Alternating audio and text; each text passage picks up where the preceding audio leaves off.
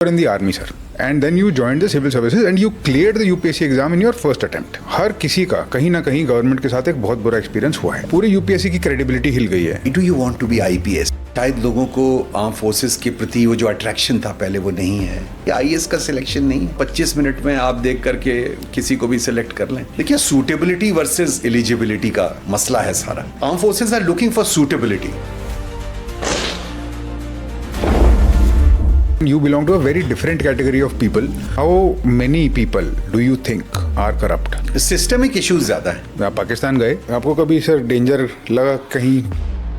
जिन लोगों के parents civil servants नहीं हैं, उनको वो कल्चर ऑफ एक्सीलेंस कैसे मिलेगा? 12वीं कक्षा के बाद ही अपना कॉम्पस जो है, किस दिशा में आपने अपनी शिप को ले जाना है, वो कॉम्पस आपको सेट करना पड़ता है.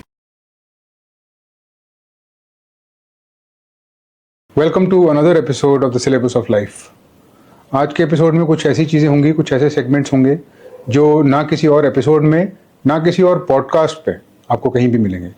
आज मेरे गेस्ट एक ऐसे व्यक्ति हैं जो हमारे देश के सबसे बड़े इंस्टीट्यूशंस में रह चुके हैं.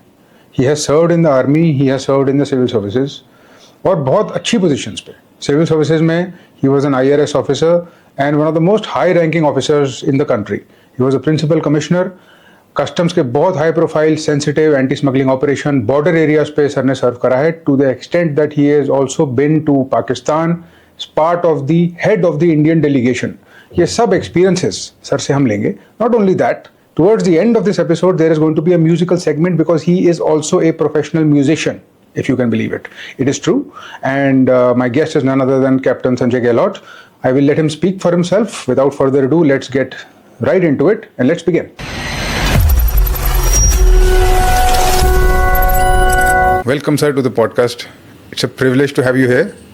आपके साथ बहुत कुछ सीखने को मिला है मुझे sir. I have learned from you, been inspired by you and hopefully आज इस प्लेटफॉर्म के वजह से, इसके माध्यम से और बहुत सारे लोगों को पता चलेगा बहुत सब कुछ जो मैं सीखा हूँ. सर एक चीज़ जो बहुत ऑब्वियस है that struck me and I am sure it's an obvious question in the mind of the audience. You are in the army sir. आप पहले 6 साल you served in the army as captain. Yes. For various reasons that we will get into, you dropped that and then you joined the civil services and you cleared the UPSC exam in your first attempt. Yes. So you've lived in both worlds. Yes. My question sir is, दोनों arm forces और civil services British colonial legacy के एक remnants हैं? बिल्कुल है. दोनों हमारे देश की जनता से ही पॉपुलेटेड हैं? बिल्कुल. दोनों में सर इतना फ़र्क कैसे है? और सर मेरा ये कहना है कि सिविल सर्विसेज में हर किसी का कहीं ना कहीं गवर्नमेंट के साथ एक बहुत बुरा एक्सपीरियंस हुआ है. Everybody almost everywhere has experience that nastiness, that bully type का नेचर जो है हमारे उसका, दैट एक्सटॉर्शनिस्ट. सर वो इतना बुरा एक मन में वो डाल देता है feeling that when you have somebody with authority bullying you only because they can, it can not be forgotten. बिल्कुल ठीक बात है रवि, बिल्कुल ठीक बात है. मैं अक्सर, हम लोग यूपीएससी के मॉक इंटरव्यूज में पूछते भी हैं कभी कभी सवाल जी कि बेशक यूपीएससी तो दुनिया का सबसे मुश्किल इम्तिहान है, इसमें कोई शक नहीं है, लेकिन क्या हिंदुस्तानी ब्यूरोक्रेसी दुनिया की सबसे, जिसको सर्वश्रेष्ठ ब्यूरोक्रेसी है, वो है? नहीं है सर. तो जाहिर बात है कि इम्तिहान तो आपने सबसे मुश्किल दिया है, लेकिन आपकी जो क्रेडिबिलिटी है वो अभी भी एक जो अथॉरिटी के प्रति जो अट्रैक्शन है, जो दिलचस्पी आप मॉक इंटरव्यू में पूछते हैं और यूपीएससी एक्चुअली पूछता है, भाई आप why do you want to be IPS और IAS, why do you want to be. तो उसमें एक बड़ा वेल रिहर्स्ड आंसर होता है, देश की सेवा और क्या मम्मी डैडी की ख्वाहिश पूरी कर रहा हूँ, और इस किस्म के बात होते हैं. तो लेकिन मुझे ऐसा लगता है कि ज़्यादातर जो फैक्टर्स हैं जो मोटिवेट करते हैं वो लोगों को, वो यही हैं, वो दैट अभी तो खैर लाल बत्ती या नीली बत्ती रही नहीं, अथॉरिटी, इट्स सिंबल्स कि आप कुछ हैं और आप कुछ बन गए हैं. और एक ऑर्डिनरी सिटीज़न को जो चीज़, जो इक्वालिटी या एक इक्वल प्रोटेक्शन ऑफ लॉ जो मिलनी चाहिए, व्यवस्था कुछ इस किस्म की है कि जाहिर बात है कि वो इक्वल प्रोटेक्शन ऑफ लॉ और इक्वल ट्रीटमेंट नहीं है, ख़ास तौर से डेवलपिंग कंट्रीज़ में. तो इसलिए ब्यूरोक्रेसी क्योंकि उस चीज़ का सिंबल है, उसका प्रतीक है, तो ब्यूरोक्रेसी के प्रति ज़रा जाहिर बात है कम श्रद्धा है, लेकिन इसको चेंज किया जा सकता है, इसको बदला जा सकता है, बशर्ते आपका जो चयन की प्रक्रिया, your selection process is correct. And sir, जहाँ सिलेक्शन प्रोसेस की बात हो रही है वहाँ पर you refer to the SSB versus the UPSC mock interview. So in the UPSC there is no psychometric testing. हम इंसान की मानसिकता को जानने की कोशिश ही नहीं करते। एक एथिक्स का पेपर है जो कि अब मजाक बन गया है। Given the recent cases that we have seen, I was shocked to see what was happening. जितना भी सच है सर उसमें, it was enough to shock you. पूरी यूपीएससी की क्रेडिबिलिटी हिल गई है। तो सर इज्जत क्यों होगी किसी के मन में? ऐसा है कि एसएसबी का जो प्रोसेस है वो एक पॉजिटिव सिलेक्शन का प्रोसेस है जी। आमतौर से लोग कहते हैं कि भाई army arm forces are under subscribed, इसमें लोग आ नहीं रहे हैं, और शायद लोगों को आर्म फोर्सेस के प्रति वो जो अट्रैक्शन था पहले वो नहीं है। वो भी थोड़ा सा फैक्टर है, क्योंकि जब इकोनॉमिकली जब कंट्रीज़ डेवलप होते हैं, विकसित होते हैं, तो जाहिर बात है कि ऐसे पेशे या ऐसी नौकरियां जिसमें पैसे ज़्यादा हैं, लोग उसकी तरफ ज़्यादा आकर्षित होते हैं। तो लेकिन फिर भी मैं ये कहूँगा कि एसएसबी में वो 5 दिन आपको रखते हैं, और आप एक छोटा सा, मैं आपको इससे रिलेटेड एक लतीफ़ा सुना देना चाहता हूँ। जी सर, ज़रूर। लतीफ़ा ही समझे, हो सकता है ये सच बात हो जी। कॉन्टेक्स्ट ये है कि लबासना के डायरेक्टर ने, दे हैव हॉर्सेज ऑल्सो, मेरे ख्याल से अभी भी शायद हॉर्स राइडिंग होती है सर, हॉर्स राइडिंग सिखाते हैं। तो रिसालदार मेजर एक कैवलरी के थे, 61 कैवलरी के, because 61 cavalry is still possessing horses, mounted cavalry, only cavalry in the world. उनको अकेडमी के लिए कुछ घोड़े खरीदने के लिए भेजा, तो वो 2-3 दिन का वक्त उनको दिया। तो वो गए, तो वो 1 हफ्ते तक वापस नहीं लौटे। 1 हफ्ते बाद जब वो 2-3 घोड़े खरीद के वापस लौटे, तो डायरेक्टर ने पूछा, भाई आरएम साहब क्या बात हुई है, आपने तो 2-3 दिन की जगह एक पूरा हफ्ता घोड़े खरीदने में लगा दिया। तो उन्होंने कहा, साहब ये आईएएस का सिलेक्शन नहीं है जो आप 25 मिनट में आप देख करके किसी को भी सिलेक्ट कर लें, और आगे चल के वो फिर पता नहीं वो घोड़ा दौड़े या ना दौड़े।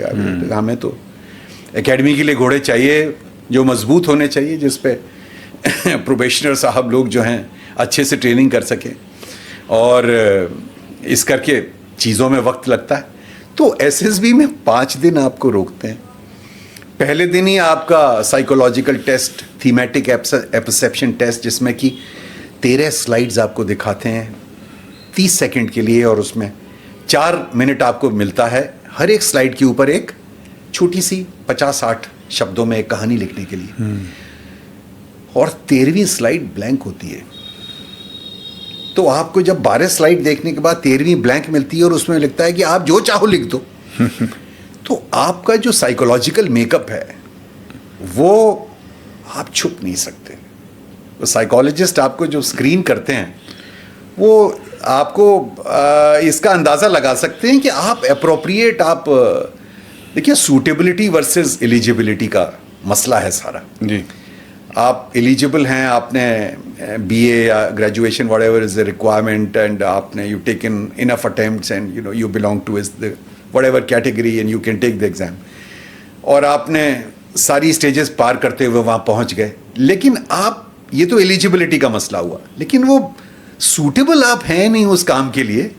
ये एसएसबी 5 दिन में बहुत ही थॉरोली आपको, इसीलिए आप मेरे अपने ऐसे, I was selected from Bhopal 22nd SSB, उसमें 60 लोगों में से केवल 2 लोगों का सिलेक्शन हुआ। The selection rate is quite low, and arm forces are looking for suitability. अगर आप सूटेबल नहीं हैं तो आप कोई भी हो, कहीं से भी आए हों, कुछ नहीं, एक तो सिफारिश नहीं चलती, मैं ये नहीं कह रहा कि दूसरी जगह सिफारिश चलती, तो वो इतना थॉरली आपको स्क्रूटिनाइज करते हैं कि आप उनको मतलब you can't bluff your way through.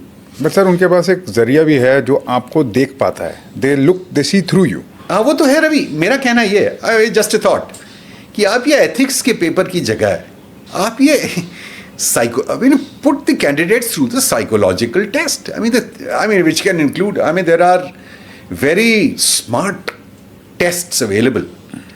Yes. which if you take instead of a series of tests in 3 hours instead of ethics. Right. Ethics you can teach them later, make them practice and through a whole lot of things and supervisory oversight. लेकिन आप अगर psychological test से किसी को गुजारते हैं तो civil services में भी ये पॉसिबल है, क्यों पॉसिबल नहीं है? सर एक क्वेश्चन मेरे माइंड में आता है, आपको तो सर मैं जानता हूँ, and you belong to a very different category of people, and I can say that because I have seen hundreds of officers. Sir मुझे भी 10-12 साल मैंने बहुत करा, I have seen the whole thing. Sir how many people do you think are corrupt in the government bureaucracy, not just the IRS? What is your subjective estimate? Ravi, it is hard to say, कहना बड़ा मुश्किल है, इसका अनुमान लगाना. मैं इतना ही कहूँगा कि सिस्टमिक इश्यूज ज़्यादा है, जहाँ पर कि सिस्टमिक करप्शन का इशू आता है, जहाँ डिस्क्रिशंस हैं, कुछ ऐसी पावर्स आपके पास हैं जो उसको कि आप अपने जिसकी बहुत ज़्यादा अकाउंटेबिलिटी शायद ना हो, कुछ सिचुएशंस ऐसी हैं. So that is my estimation. अगर आप एस्टिमेशन अगर लगाएं तो मेरे ख्याल से जो विजिलेंस डिपार्टमेंट है, जो CVC है, उसका जो स्टैटिस्टिक्स है वो शायद इसका बेस्ट इंडिकेटर होगा कि कितने करप्शन केसेस उन्होंने उनके पास रेफर हुए. जी सर. वो तो सर पता नहीं, because many times the corruption is successful. तो जब आप करप्शन कोई करता है तो वो एक्चुअली सक्सेसफुल हो जाती है, इट नेवर गेट्स रिपोर्टेड. वो तो इट विल गेट रिपोर्टेड और get caught only when something is gone horribly wrong. ठीक कह रहे हो आप. देखो रवि, मैं ये नहीं कह रहा कि सब कुछ एकदम ठीक है और सब बड़ा स्मूथ चल रहा है और सिटीजन्स जो हैं आपकी गुणगान कर रहे हैं आपके एफिशिएंसी का और आपके मतलब ऑनेस्टी का. रवि, ऐसा तो नहीं है. नहीं है सर. लेकिन साथ ही साथ बड़ी सारी चीज़ें अंडर द सरफेस हैं जो कि जिसके बारे में कि एक ऑनेस्ट पब्लिक सर्वे के ज़रिए ज़्यादा चीज़ें ये उजागर हो सकती हैं. ऑफिसर्स को बहुत दिन तक कोई ज़रूरी नहीं है कि उनको एक बहुत एक्यूरेट आइडिया हो. हाँ, अपने स्टेशन में कैसे चल रहा है, उनके अंडर कैसा चल रहा है मामला, वो आपको शिकायतों के ज़रिए या जो पब्लिक ग्रीवेंस कमेटी की मीटिंग्स होती हैं उसके ज़रिए आपको पता चलता है. हाँ, but things can be brought under control, this much I can tell you. Sir मैंने तो ACDC लेवल पे पूरा देखा डिपार्टमेंट. तो you are obviously at the cutting edge and in the middle. You are not senior enough and you are not junior at all, so you are not at the cutting as with the field. आप trade और लोगों के साथ direct interaction इतनी नहीं करते, but जो आपके ऑफिसर्स होते हैं वो कर रहे होते हैं. तो यू गेट टू नो. तो sir my estimate is that I think it must be around 30% of them are corrupt, I think, and there are 30% who are somewhat in the middle and another 30% that are not at all corrupt. Sir मैंने देखे हैं ऐसे लोग and I have worked with them. हालांकि आपके साथ तो मैंने कभी काम नहीं किया as a junior, but I have met people, seen people जिनका सर कोई मतलब ही नहीं है, प्रॉपर कर्मयोगी, and you find it hard to believe. But sir, these people are rare, not the majority. Point taken, Ravi. Point taken. I agree with you. Sir speaking of good postings, bad postings and not so good postings, आपकी sir कुछ 1-2 ऐसी postings रहीं जिनमें सिर्फ बिल्कुल ही impeccable integrity के लोगों को भेजा जा सकता है क्योंकि वो इंडिया को रिप्रेजेंट करते हैं. आप सर एक बॉर्डर एरिया पे पोस्टेड थे, Amritsar, if I am correct जी. और सर आपको लाहौर भेजा गया था. आप पाकिस्तान गए, यू हेडेड 2 दफ़ा हेडेड द डेलीगेशन. यस. वहाँ क्या हुआ, आपके एक्सपीरियंसेस जानना चाहेंगे. बहुत ही दिलचस्प बात है रवि. तो दिस वाज 2015 और तो मेरे ख्याल से 9 सितंबर को मैंने ज्वाइन किया. उससे पहले मैं कमिश्नर अहमदाबाद था. तो एकदम ड्राई प्लेस, एक ड्राई स्टेट और ड्राई स्टेशन से एकदम वेट स्टेशन में पोस्टिंग हो गई. कहाँ अहमदाबाद ड्राई स्टेट और कहाँ अमृतसर, yes. जहाँ पर मेरे ख्याल से लिकर कंजम्पशन इज मैक्सिमम. तो उसमें 9 को मैंने ज्वाइन किया और around 15th or 16th of September we had a seizure of 30 kgs of heroin, 23 kgs of heroin at the border. Amritsar is known for this smuggling from Pakistan, sir. Yes, very much. तो ये information मेरे साथ AC preventive जो था वो very fine officer लेके आया। मैंने कहा यार मैं एक पूरी ज़िंदगी इसी में गुजर गई, लेट्स प्रोसेस इट। और अमृतसर में या ये बॉर्डर एरियाज में रवि एक बहुत बड़ा जो एक चीज़ जो ये रहती है कि वो स्मगलर्स जो हैं आर्म्ड होते हैं, right, they will fire upon you. और so we did liaison with BSF, उनके भी जो शूटिंग जो टीम है उन सबको हमने ब्रीफ किया और बड़ा अच्छा हमारा वो रहा। और उसमें करीब वही 2:30-3 बजे उन्होंने वो फेंकने वाला सिस्टम होता है ना, उधर से वो पैकेट इधर की तरफ फेंकते हैं। अच्छा, तो वो हेरोइन उन्होंने फेंकी और एक सेलफोन जिसमें वो एक सिम कार्ड प्री एक्टिवेटेड होता है वो भेजी। 23 kgs वी सीज्ड।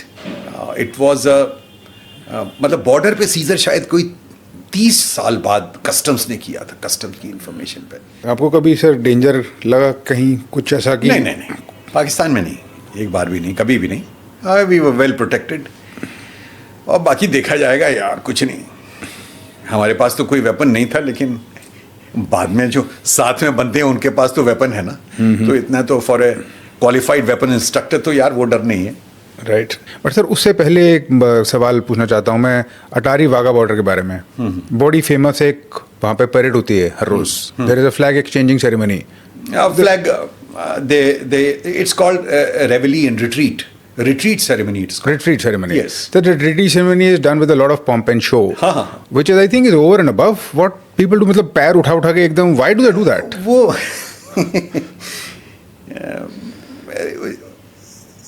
इस बारे में मुझे भी हैरानी हुई जरा देख करके। It seems to be just aggression to the point of not. नहीं, वो एग्रेशन कोई जेन्युइन नहीं है। वो केवल थोड़ा सा दिखाने के लिए, वो थोड़ा सा पुट ऑन शो टाइप है। पुट ऑन शो है।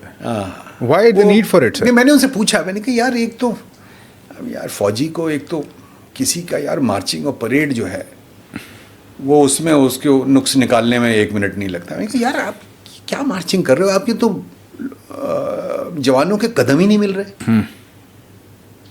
ऐसे थोड़ी मार्चिंग होती। तो यार ड्रिल स्क्वायर में उस्ताद ने हमको बेल्ट से हिला के खूब अच्छे से ड्रिल सिखाई थी।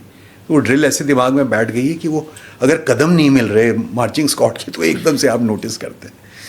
दूसरा मैंने कहा यार ये सब आप ऐसे क्यों करते हो, ये पैर उठा के। और it's a chest thumping exercise. It seems not, मेरे ख्याल से उनको करने दीजिए। देखिए, in all humility I would like to say Pakistan is different. They are entitled to be different. India is different. We should be different. We can be different. And we are different. तो इसमें ये जो चीज़ है वो कहते हैं साहब लोगों को इंटरेस्ट नहीं आता अदरवाइज। वो जब तक ये वो थोड़ा सा हैंड पंप, क्या कौन सी एक फिल्म थी ना? गदर, नहीं पता नहीं कौन सी, कोई फिल्म थी। सनी देओल वाली। उसमें क्या वो he goes into Pakistan and he fights the whole country single handedly। कुछ हैंड पंप उखाड़ना है क्या, कुछ इस किस्म का उसमें हिस्सा वही है sir, that is what he does in the movie। तो मैं ज़रा सा हिंदी फिल्मों से ज़रा सा गुरेज करता हूँ, मैं ज़्यादा फिल्में नहीं देखी मैंने। तो वो इस किस्म की वो फिल्म के लिए ठीक है, लेकिन मेरे ख्याल से कुछ parade should be professional. Right. It must send a positive signal. It should be inspiring. It should be interesting. लेकिन parade should be like parade, वो जैसी नॉर्मल होती है, जिसमें उसमें इतना हाइप और एग्जेजरेशन की मेरे ख्याल से तो जरूरत नहीं। ये मेरी जाती राय है। सर अब लाहौर में फिर आपने मीटिंग्स करी, बड़ा अच्छा रहा। बहुत ही बड़ी उन्होंने बड़ी खातिर करी और people are very similar to us. They are बड़े मिलनसार, बड़े अच्छा खाना वाना। लाहौर वो एक मशहूर है ना, जिमें लाहौर नहीं देखा वे जमिया ही नहीं, मतलब जिसने लाहौर नहीं देखा वो पैदा ही नहीं हुआ। तो लाहौर के गार्डन्स वगैरह बड़े खूबसूरत हैं। बड़ा I heard the food is fantastic। अरे बहुत बेहतरीन, बहुत अच्छा।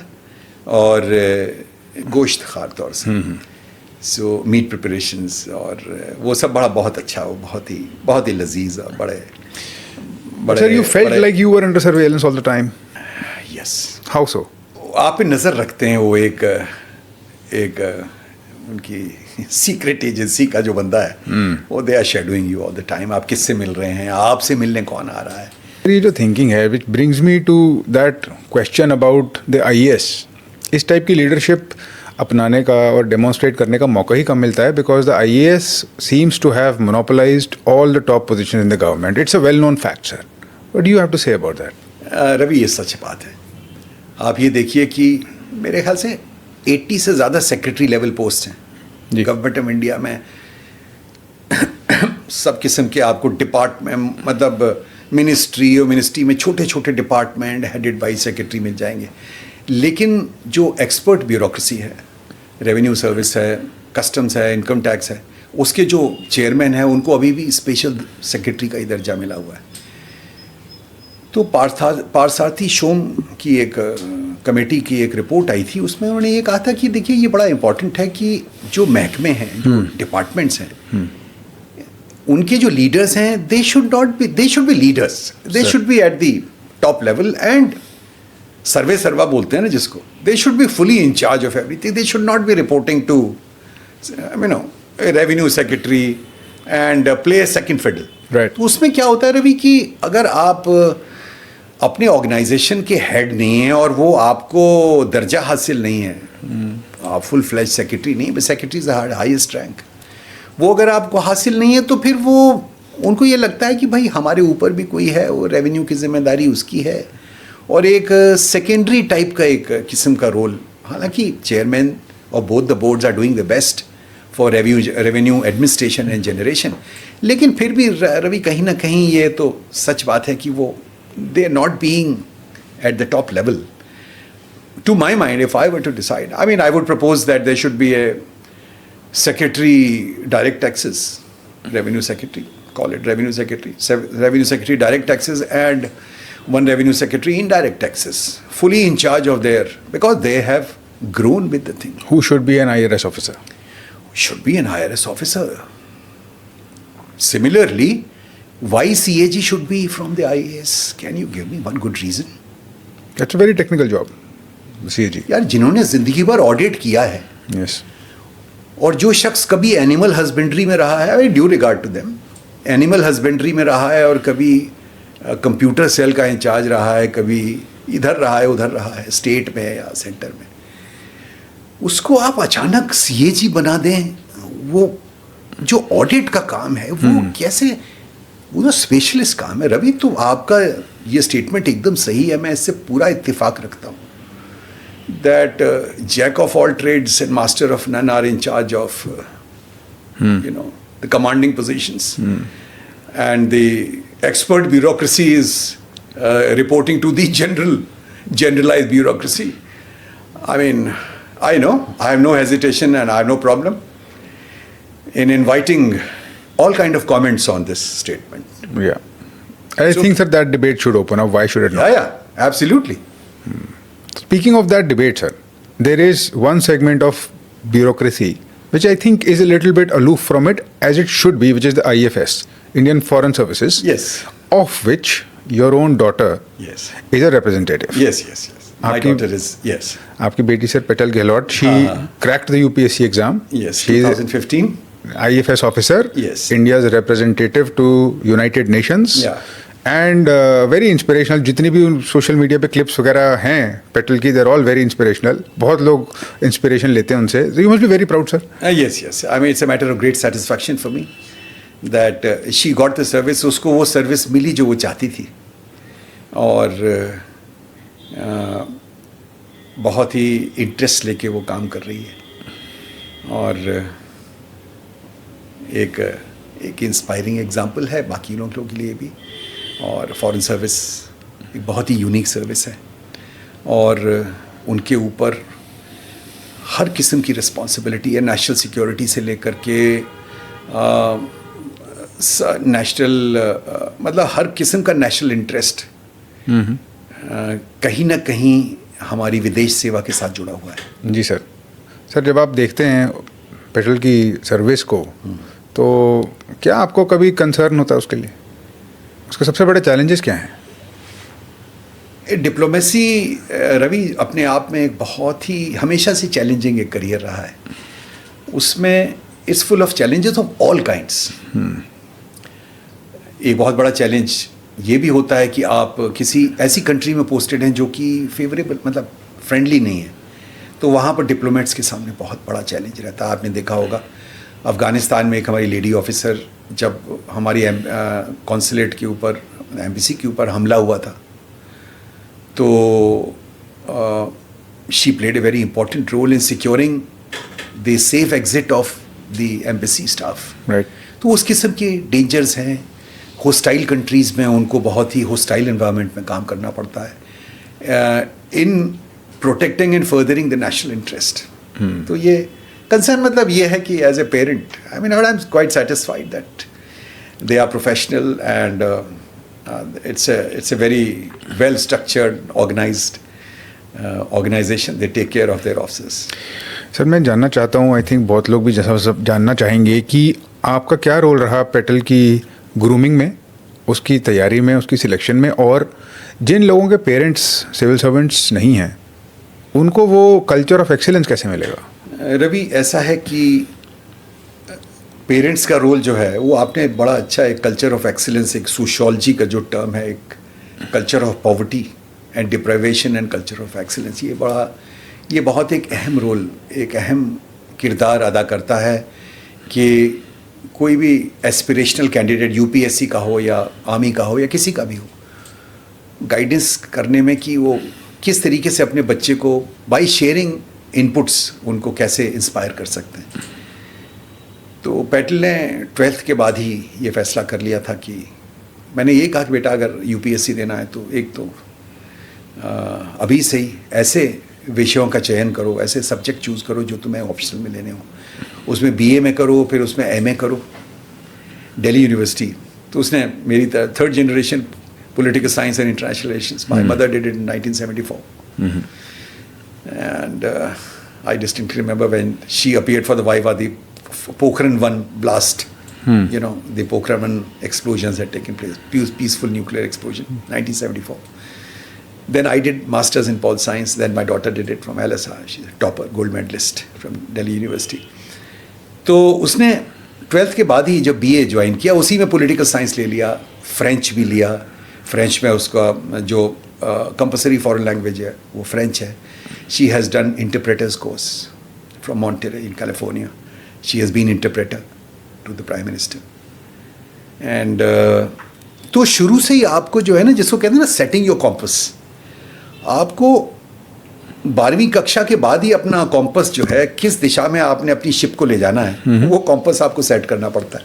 और उसमें parents have a very important role to play. I think parents और सिबलिंग्स मुझे बताया या मेंटोर्स जो गाइड हैं, जो आपको मेंटोर कर सकते हैं, जो आपको गाइडेंस दे सकते हैं, वो उनका रोल बहुत इम्पोर्टेंट है।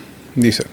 सर आप पेटल को तो बहुत अच्छे मेंटोर मिल गए, उसके पास अवेलेबल थे, और आपके पास एक्सपीरियंस था which you had from your mother, so there was this lineage of hand holding. But जिन लोगों के पास नहीं है सर, वो लोग क्या करेंगे?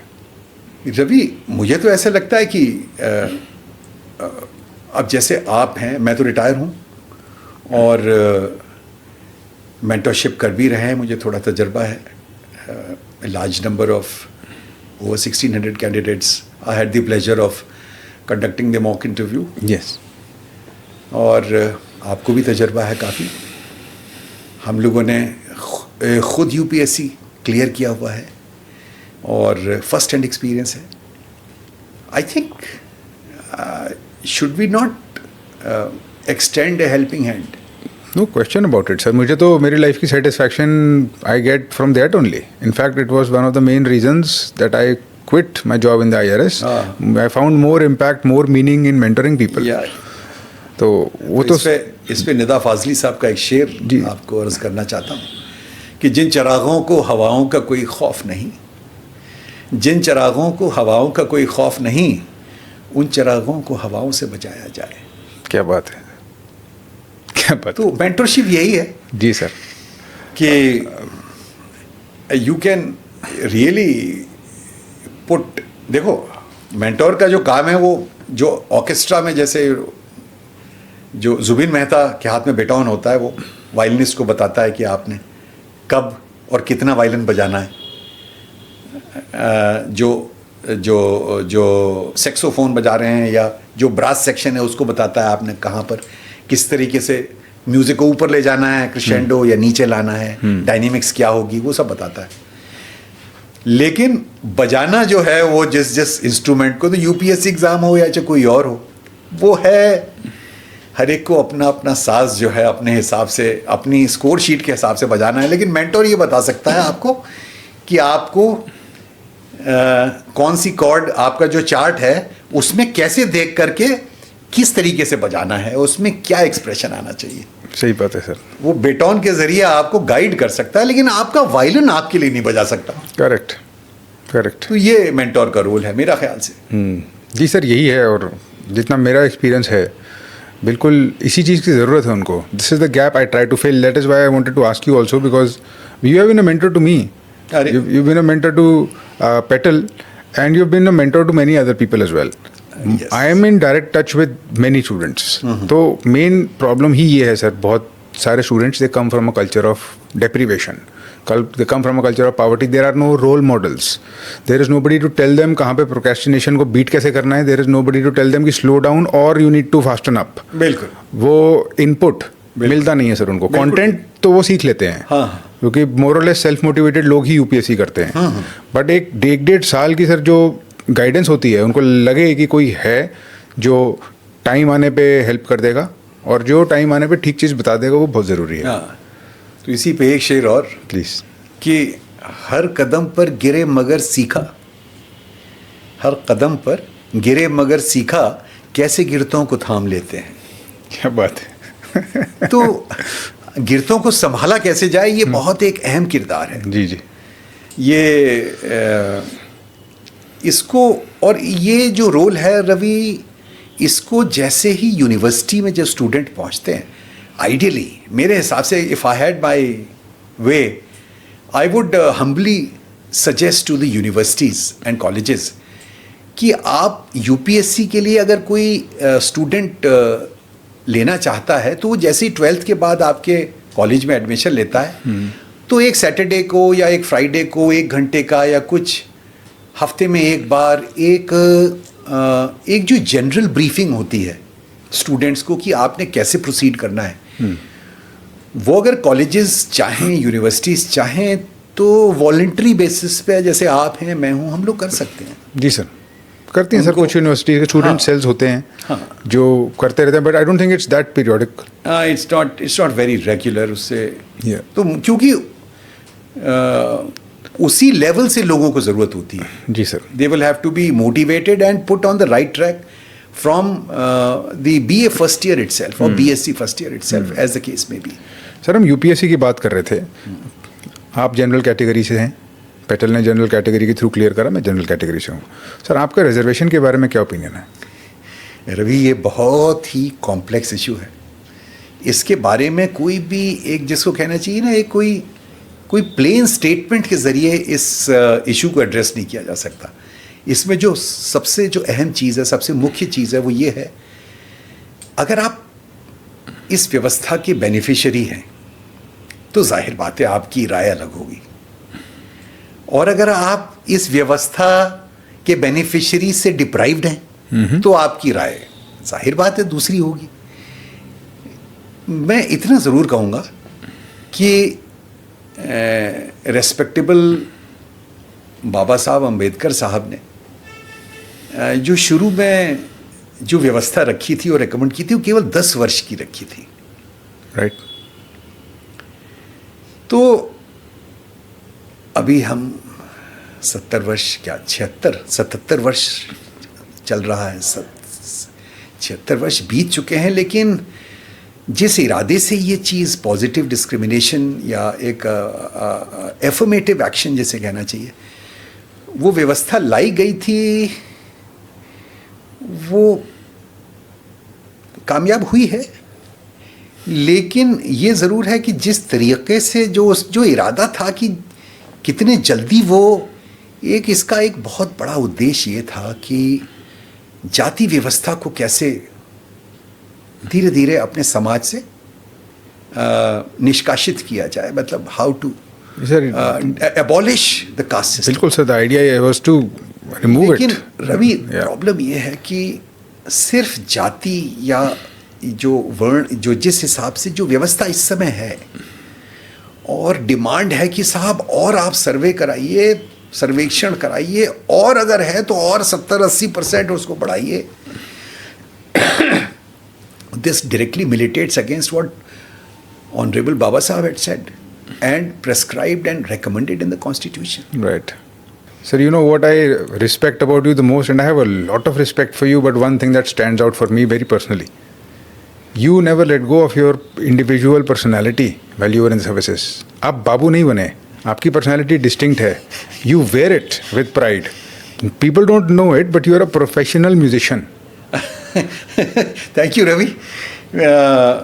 बस ये कहूँगा कि थोड़ा दखल है. I formally learnt Hindustani classical. I've been a guitar player. I'm guitar priest. Guitar priest आपका हैंडल है सर, मेरा हैंडल और आपके मेरा पास टैटू भी है. टैटू तो देखना पड़ेगा सर। क्या बात है। देखो ऐसा है कि मैंने अपने वालिद साहब से कहा ब्रेकफास्ट टेबल की, जी मैं टैटू करवाना चाहता हूँ। तो उन्होंने मुझे मतलब यूजुअल एक याद दिलाने की कोशिश किया, मियाँ 60 साल की उम्र में अब टैटू। मैंने कहा जी अब सरकार में जब तक थे तब तक तो टैटू करवा नहीं सके, तो अब तो रिटायर हो गए हैं, अब तो 60 के बाद तो फिर सरकार की नौकरी तो अभी तो कोई ना पॉसिबल है और ना कोई इरादा है, तो अब तो टैटू करवा लेना चाहिए। तो मैं वेट किया, तो पिछले साल ही मैंने जनवरी में फिर ये टैटू करवाया। तो ये मेरा हैंडल है, guitar priest. And I been priesthood of 45 years. I started playing guitar in 1979. और I'm a multi-instrumentalist, vocalist. I've taken diploma from Trinity College of Music, London, in classical guitar. I brought my classical guitar. Sir, if it will be our privilege if you can play something for us. Certainly. The first time in this podcast when we will have a musical performance by a professional musician, it will be such a big deal for us.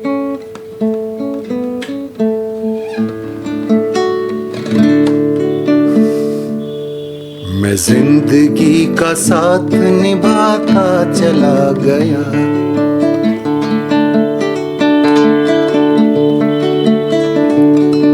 मैं जिंदगी का साथ निभाता चला गया, हर फिक्र को धुएं में उड़ाता चला गया। दुनिया मेरी खुशी से उलझती चली गई,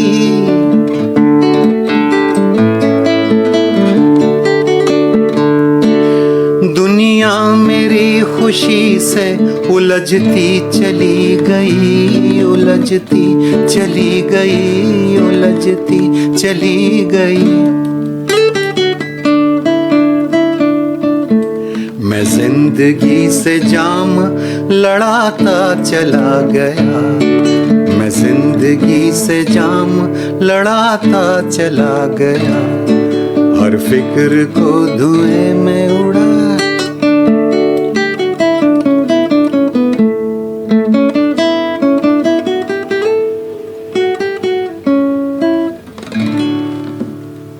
Sir, that was beyond wonderful. बहुत बहुत शुक्रिया सर। अगर हम एक कुछ सुन पाए for the syllabus of life, Okay. for anybody who's on this journey of life. So I think Send their way. most perfect, I would say very appropriate, बहुत ही उपयुक्त जो गाना इस सिचुएशन के लिए होगा वो फिल्म परिचय से R.D. बर्मन का बहुत ही बेहतरीन शाहकार मुसाफिर हूँ यारो, ना घर है ना ठिकाना। Please, please. मुसाफिर हूँ यारो, ना घर है ना ठिकाना, मुझे चलते जाना है, बस चलते जाना।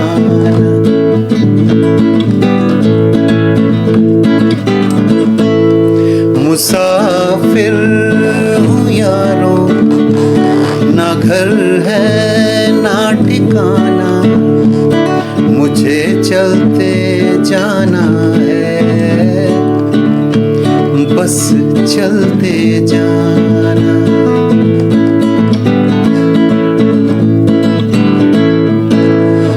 एक राह रुक गई तो और जुड़ गई,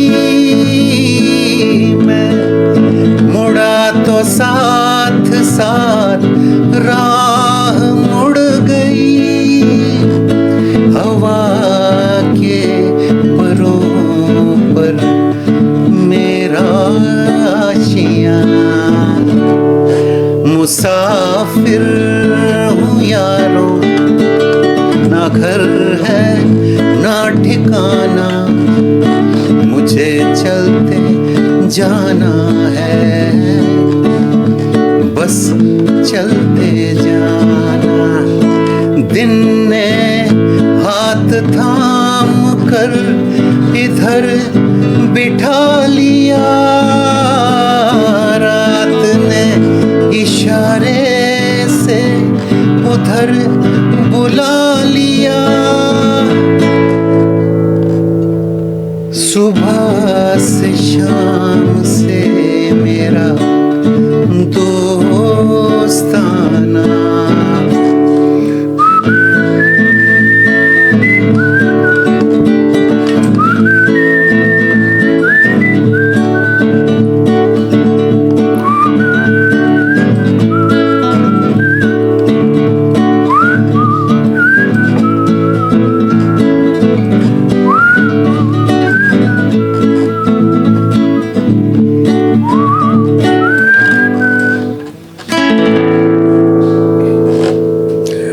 That is why you are the guitar priest.